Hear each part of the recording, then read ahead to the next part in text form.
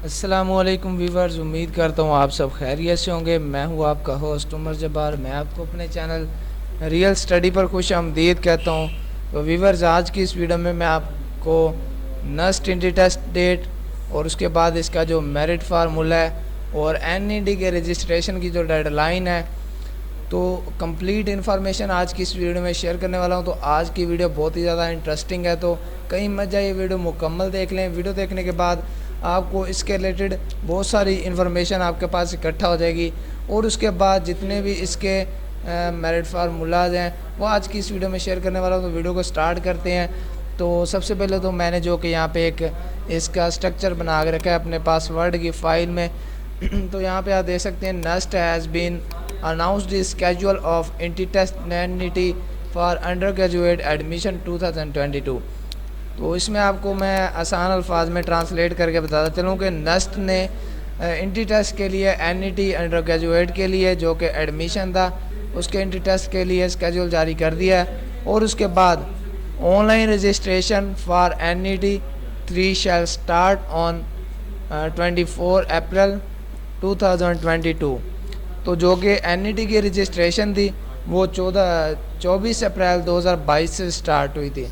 और उसके बाद जो कि इसकी and the deadline for NET registration is June 24।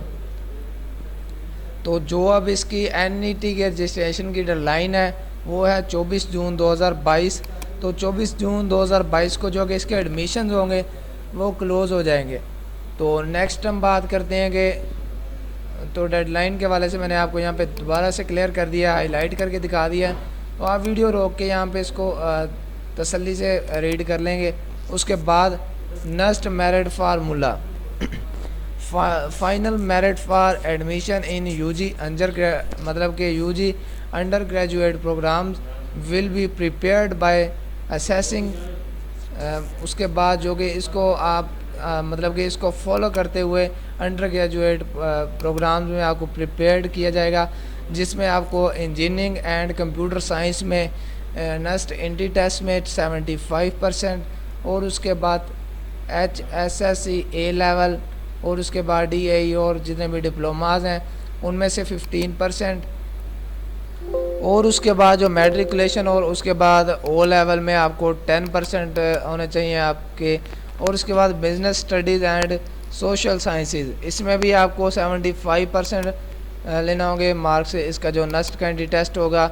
और उसके बाद आपका मेरिट में नेम आ सकेंगे। HSC में आपको 15% और उसके बाद सेम वही स्ट्रक्चर है इसका। इसमें जो चेंजिंग है मेन वो मैं आपको बताता चलूँ कि ज़्यादातर आपको यहाँ से सेम इसका स्ट्रक्चर एक ही है, मेरिट फार्मूला सेम है। O level candidates who are in A level मतलब कि इसमें फाइनल ईयर में विल बी असाइंड 25% मार्क्स। तो आपको जो फाइनल ईयर में आपके होने चाहिए 25% मार्क्स। और उसके अलावा बात चलते हैं दोबारा से BS अप्लाइड।